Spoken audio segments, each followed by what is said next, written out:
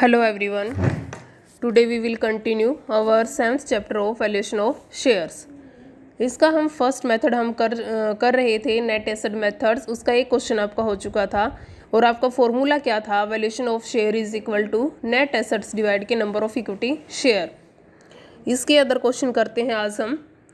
तो कई बार क्या होता है कि क्वेश्चन में 2-3 तरह की इक्विटी शेयर गिवन होती है, जैसे आपके 10 रुपये वाला एक शेयर है और 5 रुपये पेडअप है, दूसरा 10 रुपये वाला है 8 पेडअप है, या फिर 5 रुपये वाला कोई शेयर है और 5 इसके पेडअप है, यानी कि फुली पेडअप है। ठीक है, तो उस कंडीशन में आप शेयर की वैल्यू कैसे कैलकुलेट करोगे? Unit value of capital total amount of net assets divide के total paid up capital.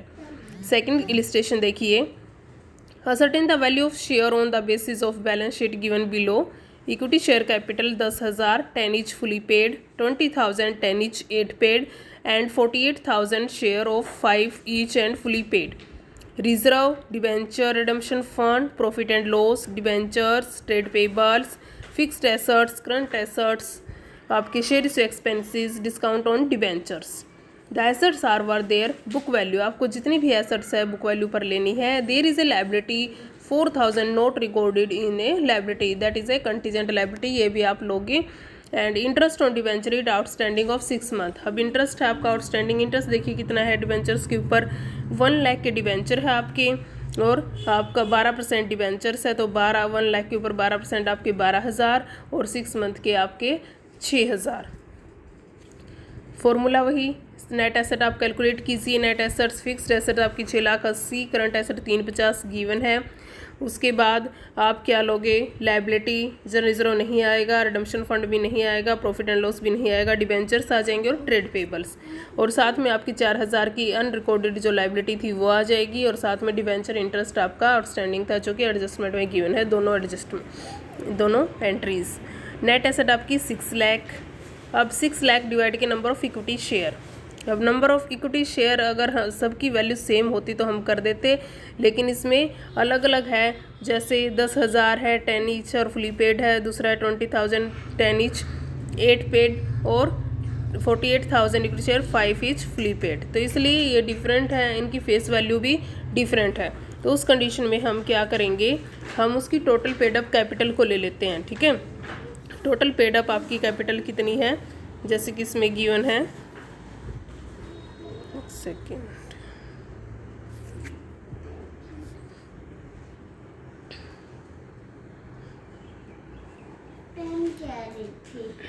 Total paid up capital 1 lakh आपकी 1,60,000, 2,40,000, टोटल हुई 5 लाख। लेकिन आपकी एसेट्स कितनी है? 6 लाख। तो आपका फॉर्मूला क्या है? नेट एसेट डिवाइड के total capital. Net asset 6 lakh divide के 5 लाख, आपकी शेयर की वैल्यू आई 1.20। अब देखो जिसकी जितनी पेडअप है उससे हम मल्टीप्लाई कर देते हैं। ठीक है, value of 10 each fully paid share 10 into के 1.20, तो शेयर की वैल्यू 12। उसके बाद है 8 पेडअप है 8 इंटू 1.20 9.60। उसके बाद वैल्यू ऑफ 5 ईच शेयर है 5 इंटू के 1.26। ठीक है, एक शेयर की वैल्यू इनकी कितनी है? 6 9.60 12। अब अगर हम इनकी कैपिटल निकालना चाहिए हमें कितनी पे करनी पड़ेगी, तो आप इसको निकाल सकते हो जितने की शेयर की। जैसे स्टार्टिंग में 10,000 शेयर थे, 10,000 इंटू के 12, दूसरे में शायद 20,000 थे, 20,000 इंटू के 9.60, और तीसरी कैटेगरी के देख लेना पीछे कितने थे, इंटू के 6 कर देना, और टोटल पेडअप कैपिटल उनकी आ जाएगी। ठीक है,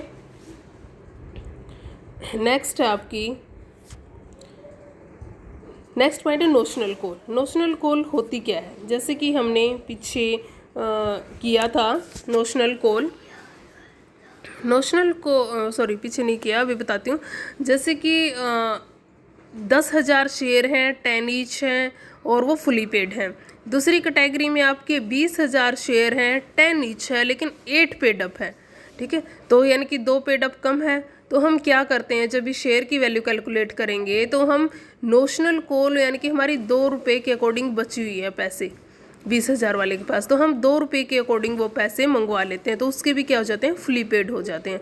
तो कहने का मतलब ये है कि जो भी शेयर है उनको हम फुली पेड कर लेते हैं। ठीक है, उसके बाद शेयर की वैल्यू कैलकुलेट करते हैं। जैसे कि क्वेश्चन में आपका है compute the intrinsic value of all classes of equity share from the flowing information. Total asset 6,25,000, external liability 1,18,000, 1000 preference share of 100 each, 1 lakh के हैं।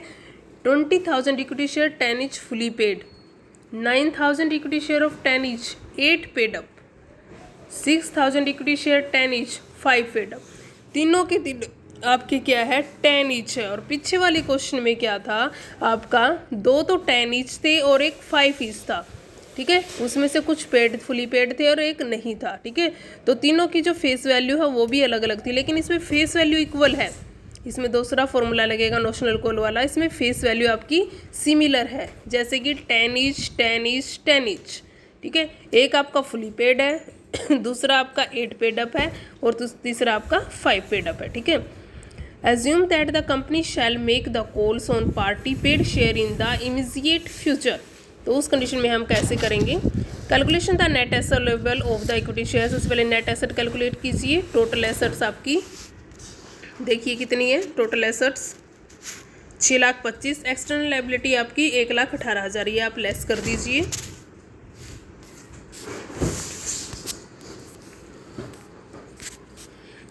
अब देखिए प्रेफरेंस, सबसे पहले इक्विटी की जो नेट एसेट जो हमारे जो प्रॉफिट बचता है वो इक्विटी शेयर होल्डर के लिए बचता है, उससे पहले हम प्रेफरेंस शेयर होल्डर्स की पेमेंट कर देते हैं, ठीक है। प्रेफरेंस शेयर होल्डर हमारे कितने, 1,000 प्रेफरेंस शेयर 100 ईच यानी कि 1 लाख के हम उसकी पेमेंट कर देंगे। 5,07,000 में से आपके 1 लाख लेस हो जाएंगे तो आपके बचे 4,07,000। Net asset for equity share holders 4,07,000। उसके बाद है जो पैसा है, कितना बचा है पैसा 4,07,000, वो किसके लिए है, वो है इक्विटी शेयर होल्डर के लिए। तो हमारा सीधा सा फॉर्मूला था, जब एक टाइप के शेयर होते थे, 4,07,000 डिवाइड के टोटल इक्विटी कैपिटल, ठीक है। 4,07,000 total equity capital. Equity capital हमारी कितनी है, 20,000 भी है, 9,000 भी है, 6,000 भी है, but that is a different. Face value is equal but paid up capital is different, ठीक है। तो हम क्या करेंगे, इन सबको इक्वल कर लेते हैं, यानी कि सबको फुली पेड बना लेते हैं, ठीक है। क्या करेंगे, इन सबको हम फुली पेड बना लेंगे, ठीक है। फुली पेड कैसे बनाएंगे, नेट एसेट इक्विटी शेयर आपकी 4,07,000 है, ठीक है। ऐड, जैसे कि आपका ऊपर है 9,000, ये 20,000 शेयर ये फुली पेड। उसके बाद जो था आपका 9,000 10 ईच शेयर 8 पेड अप है। 8 पेड अप, इसको फुली पेड करने के लिए हम क्या मंगवाएंगे, 2 रुपये के अकॉर्डिंग इससे पैसा मंगवा लेंगे। तो 2 में 18,000, तो 18,000 यहाँ आ गए। उसके बाद इससे कितना मंगवाना चाहिए फुली पेड करने के लिए, 5 पेड अप है तो 5 मंगवाने चाहिए, ठीक है। तो 5 मंगवाए तो 5 6 के 30,000, तो 30,000 ये आ गए। बिजनेस में पैसा आया, ठीक है। टोटल एसेट्स का पैसा था 4,07,000, 18,000 आ गए, 30,000 आ गए। टोटल आपका जो पैसा हुआ ये हुआ 4,55,000, क्योंकि नोशनल कॉल का भी आपके पास पैसा आ चुका है, ठीक है। उसके बाद है टोटल इक्विटी कैपिटल। अब इक्विटी कैपिटल देखिए कितनी है, ये है आपकी, प्रेफरेंस को छोड़ दो, इसकी पेमेंट आपकी हो चुकी है। 20,000 है, 9,000 है एंड 6,000 इक्विटी शेयर, ठीक है। इक्विटी शेयर आपके कितने हुए टोटल 35,000। अब सीधा सा फॉर्मूला है total assets divide number of equity shares. 4,55,000 divide के 35,000, तो आपकी आ जाएगी 13 रुपये पर शेयर, ठीक है। क्या आया, 13 रुपये पर शेयर। अब ये देखिए, जिस बंदे के पास 20,000 शेयर है, 20,000 शेयर है, उसको कितना मिलेगा, 13 से मल्टीप्लाई कर दो, ठीक है। दूसरे के पास 9,000 है, उसको कितना मिलेगा, 13 से मल्टीप्लाई कर दो। और जिसके पास 6,000 है उसको कितना मिलेगा, 13 से मल्टीप्लाई कर दो, ठीक है। लेकिन एक कंडीशन और आपकी, ये देखिए, जिस व्यक्ति को, इन तीनों को हमें 13-13 देने हैं, ठीक है। इन तीनों को कितने देने हैं, 13-13 देने हैं। लेकिन हम ये मान के चलते हैं, जो ऊपर का था आपका एक पोर्शन, जो ऊपर आपका गिवन था, उसमें क्या था आपका, हमने इसमें 2 के अकॉर्डिंग मंगवाए थे और इसमें 5 के अकॉर्डिंग मंगवाए थे। 13 इसको देने हैं और 2 इससे लेने हैं, तो इससे अच्छा इसको क्या किया जाए, 11 दे दिए जाएँ, ठीक है। इसको हमने 6,000 वाले को 13 देने हैं और 5 इससे लेने हैं, तो इसको कितने दे दें हम, 8 के अकॉर्डिंग दे दें, ठीक है। तो इसकी अमाउंट क्या होगी, एक सेकेंड, अब इसकी अमाउंट आपकी क्या होगी, 20,000, 20,000 वाले को कितने मिलेंगे, 20,000 इंटू के 13, 9,000 वाले को कितने मिलेंगे, 9,000 इंटू के 11, और 6,000 वाले को कितने मिलेंगे, 6,000 इंटू के 8। ठीक है, ये आपके क्या है, इनको अमाउंट दिया जाएगा। ठीक है, ओके, ये था आपका थर्ड इलिस्ट्रेशन। नेक्स्ट भी सेम ऐसा ही है, और उससे नेक्स्ट में देखिए आप, इक्विटी शेयर कैपिटल है 6,000, reserve fund, profit and loss, liability, employ provident fund that is a liability, current liability, workman saving fund, plant and machinery, goodwill, investment at cost, market value, loan and advances. Plant and machinery भी आप लोगे, goodwill भी लोगे, investment भी लोगे, क्योंकि goodwill के chapter में हम जो इंटेंजिबल एसेट्स है उसको इंक्लूड नहीं करते, लेकिन वैल्यूएशन ऑफ शेयर में हम इंटेंजिबल एसेट्स को इंक्लूड करते हैं। ठीक है, उसके बाद आपके लोन एंड एडवांसेस। नेक्स्ट देखिए,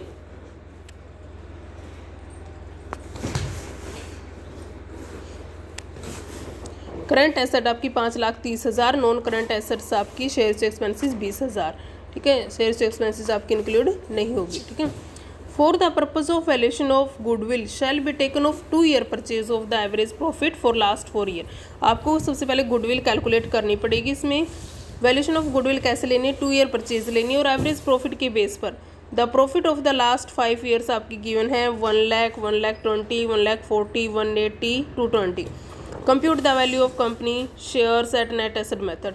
इसमें मेनली आपको यही है, आपको पहले गुडविल कैलकुलेट करो और उसके बेस पर आप क्या निकालो, आपकी एसेट्स माइनस की लायबिलिटी। एसेट देखिए गुडविल आपकी कितनी निकली, 3,44,000, plant machinery 8,40, investment 2,30, loan and advances आपकी 1,10 एंड करंट एसेट आपकी 5,30। जो पीछे गुडविल थी वो आपको इंक्लूड नहीं करनी है। ठीक है, क्योंकि आपने एज ए टुडे के बेस पर आपने गुडविल कैलकुलेट कर ली है। ठीक है, लायबिलिटी लेस कर दीजिए, आपकी जो इक्विटी शेयर कैपिटल है वो कितनी आई है, 12,24,000। नेट एसेट्स, ठीक है, डिवाइड के नंबर ऑफ इक्विटी शेयर आपके 60,000 है, तो शेयर की वैल्यू आई 20.40। नेक्स्ट देखो, ऊपर थोड़ी सी इन्फॉर्मेशन है। इस चैप्टर में गुडविल को एसेट्स में जोड़ते हैं, क्योंकि गुडविल एक मूल्यवान संपत्ति होती है। और इस चैप्टर में इन्वेस्टमेंट का व्यवहार किस प्रकार से होगा, वैसे आपने अभी तक एक ही मेथड किया है, आगे क्लियर हो जाएगा। आपके अलग अलग मेथड हैं, जैसे नेट एसेट मेथड में इन्वेस्टमेंट को संपत्तियों में जोड़ा जाएगा। डिविडेंड यील्ड मेथड में एसेट्स का जोड़ किया ही नहीं जाता, तो उसको इन्वेस्टमेंट पर भी विनियोगों पर भी आय शामिल होगी, लेकिन उसमें गुडविल को इंक्लूड नहीं करेंगे। और जो अर्निंग कैपेसिटी मेथड है उसमें इन्वेस्टमेंट को संपत्ति में ऐड नहीं किया जाएगा। यानी कि सीधी सी बात है, अगर नेट एसेट मेथड आ जाए तो आप इन्वेस्टमेंट को एसेट्स में इंक्लूड कर लेना। ठीक है, इन्वेस्टमेंट को एसेट्स मान लेना। और अर्निंग कैपेसिटी मेथड है उसमें इन्वेस्टमेंट को एसेट्स नहीं मानना। और डिविडेंड यील्ड मेथड है उसमें तो एसेट्स का कोई रोल ही नहीं है। ठीक है, आगे क्लियर हो जाएगा जैसे आएगा। प्रेफरेंस, अगर क्वेश्चन में अगर प्रेफरेंस शेयर भी गिवन है तो आप क्या करोगे, सबसे पहले जो टोटल एसेट्स है उसमें से आप प्रेफरेंस शेयर की पेमेंट करोगे। अगर उसका डिविडेंड भी गिवन है तो उसकी पेमेंट करोगे। उसके बाद जो बचता है इक्विटी शेयर होल्डर के लिए बचता है, तो उसके बाद इक्विटी शेयर होल्डर के लिए शेयर की वैल्यू कैलकुलेट करोगे। यही है इसमें, जैसे equity share capital 2,50,000, preference share 1,50, debenture redemption fund आपका 70, फ्लक्चुएशन फंड आपका 20, प्रॉफिट एंड लॉस 80। ना ही आपका डिबेंचर रिडम्पशन फंड आएगा लायबिलिटी में, ना ही इन्वेस्टमेंट आएगा, ना ही प्रॉफिट। डिबेंचर्स आ जाएंगे आपके, ट्रेड पेबल्स आ जाएंगे, और आउटस्टैंडिंग एक्सपेंसेस आ जाएंगे। फिक्स्ड एसेट्स आपकी 350 है, डिबेंचर डेप्रिसिएशन फंड आपका 60,000 लेस कर देना, गुडविल आपकी 50,000, investment including partly paid share 60,000, ये भी आपकी इंक्लूड होगी इन्वेस्टमेंट। इन्वेंट्री है आपकी 1,80,000, ट्रेड रिसीवेबल 80। अब ये पॉइंट ध्यान रखना, जो ट्रेड रिसीवेबल है कंसिडर गुड, अच्छे हैं आपके 80,000, ये तो आपकी एसेट है ही। डाउटफुल है 20,000। उसके बाद आपके मान नहीं सकती तुम मरो तेरे 2-4। कंसिडर गुड आपके 80,000 है, कंसिडर डाउटफुल है आपके 20,000 यानी कि 1,00,000, जिसमें भी हमें डाउट है 20,000 का कि वो हमें मिलेंगे या नहीं मिलेंगे। Cash at bank 40,000, share expensive 50,000, ये नहीं आएगा, that is a fictitious assets. Preference dividend are in arrear of last 2 year, market price of investment is ₹45,000। Preference dividend आपका लास्ट 2 ईयर का बचा हुआ है। लास्ट ईयर प्रेफरेंस डिविडेंड देख लीजिए कितना है, 1,50,000 के ऊपर आपका 12% आ जाएगा, और 2 ईयर्स का आप लगा लेना, multiply into 2, market price investment 45,000। अब आपकी इन्वेस्टमेंट थी 60,000, लेकिन आपको मार्केट प्राइस पर लेनी है, कितनी लोगे आप? 45,000। Out of doubtful debts 80,000, out of doubtful debts आपके कितने हैं? 80,000 रिकवरेबल। अब डाउटफुल डेब्ट्स देखिए आपके कितने थे? 20,000 थे। ये हम ये मान के चलते थे पता नहीं मिलेंगे या नहीं मिलेंगे, ठीक है। लेकिन अब क्या होगा, इसमें से 20,000 का 80% हमें 100% मिलेंगे, तो 20,000 का 80% हो जाएगा आपका 16,000, ठीक है। उसके बाद आपका लॉस कितना हुआ? 4,000 का। There are a contingent liability in respect of flowing uncalled liability 12,000 on partly paid share. Uncalled liability है 12,000 पार्टली पेड शेयर, इसको हम इंक्लूड नहीं करेंगे, ठीक है, क्योंकि एक तरह से कंटीजेंट लाइबिलिटी है जिसको कि हम इसमें इंक्लूड नहीं करते। On account on bill of exchange discounted which is expected to be materialise 10,000। एक बिल था जो डिस्काउंट करवाया गया है, ठीक है, उस पर हमें ये लगता है कि 10,000 रुपये खर्चा आएगा, फ्यूचर में 10,000 रुपये खर्चा आएगा, तो हम इसको लेस कर देंगे लाइबिलिटी मान के, ठीक है। सॉल्यूशन देख लीजिए।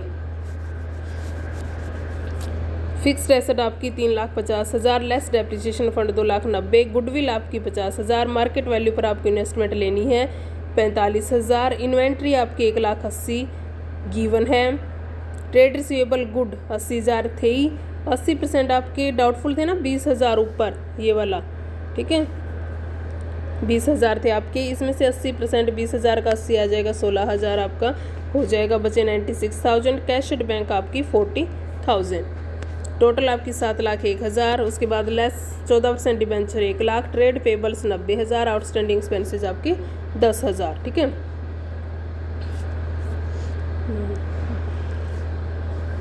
आगे करिए। लाइबिलिटी फॉर BR डिस्काउंटेड जो कि एडजस्टमेंट में गिवन थी 10,000, यानी कि 2,10,000, आपकी नेट एसेट आई 4,91,000। इक्विटी से पहले हमें क्या करना है? प्रेफरेंस शेयर कैपिटल की और डिविडेंड की पेमेंट करनी, दोनों की। लेस प्रेफरेंस शेयर कैपिटल 1,50,000 और प्रेफरेंस डिविडेंड आपका 36,000 आ जाएगा, ठीक है। कितना आएगा? 36,000 आ जाएगा। 2 ईयर्स का ये कैलकुलेट करके देख लेना। टोटल आया 1,86,000, 3,05,000 और जो value of equity share 25,000 equity share है, 3,50,000 डिवाइड के 25,000, आपकी शेयर की वैल्यू आएगी 12.20। अंश चुकाए गए अंशों पर मांगी जाने वाली याचनाओं का पर्सन के हल पर कोई प्रभाव नहीं पड़ेगा, क्योंकि जब ऐसी याचनाएं चुकाई जाएंगी तो विनियोगों का मूल्य बढ़ जाएगा और जो आपकी राशि है वो कम हो जाएगी, अतः नेट एसेट्स भी वही रहेंगी। क्या बोला इसने ये बोला है कि अंशतः चुकाए गए अंशों पर जो हम कॉल मंगवाते हैं, ठीक है, जैसे कि पीछे क्वेश्चन था अनकॉल्ड लायबिलिटी है 12,000, पार्टली पेड शेयर, जैसे पीछे क्वेश्चन में क्या था 10 का एक शेयर था, 8 आपने मंगवा लिए, आपके बचे कितने? 2 के अकॉर्डिंग आप कभी भी मंगवा सकते हो, वो है आपकी अनकॉल्ड लायबिलिटी, ठीक है, कभी भी आप मंगवा सकते हो। अगर वो पास जो ये 12,000 है ये भी आपकी पार्टली पेड अप शेयर है, अनकॉल्ड लायबिलिटी है, ये आपको कभी भी पेमेंट करनी पड़ सकती है। लायबिलिटी लिखा हुआ था यानी कि आपने किसी कंपनी के शेयर ले रखे हैं एक कंपनी ने, तो वो आप कभी भी पेमेंट कर सकते हो, कभी भी करनी पड़ सकती है, वो आपकी लायबिलिटी है।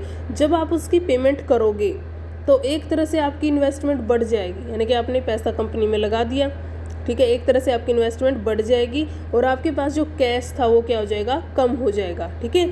एक तरह से तो आपकी एसेट्स जो है बढ़ जाती है और दूसरी तरह से आपकी एसेट्स कम हो जाती है, तो उसका क्या होता है? न्यूट्रलाइज होता है, उसका कोई इफेक्ट नहीं पड़ता, ठीक है। आया समझ?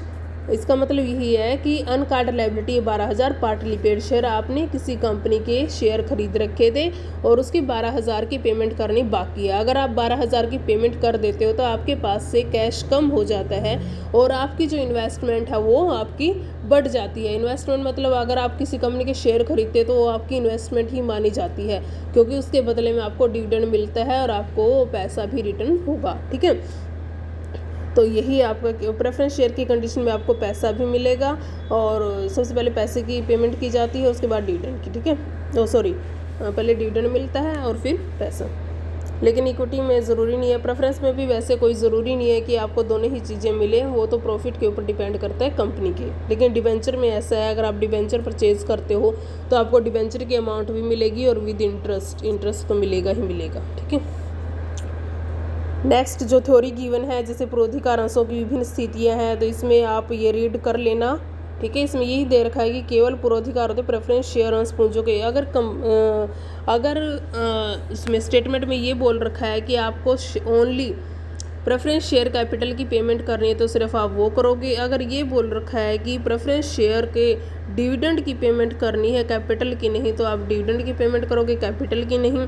अगर ये बोल रखा है कि कैपिटल और डिविडेंड दोनों की पेमेंट नहीं करनी है तो वो किसी की आप पेमेंट नहीं करोगे। ठीक है, नेक्स्ट कल करते हैं। Thank you.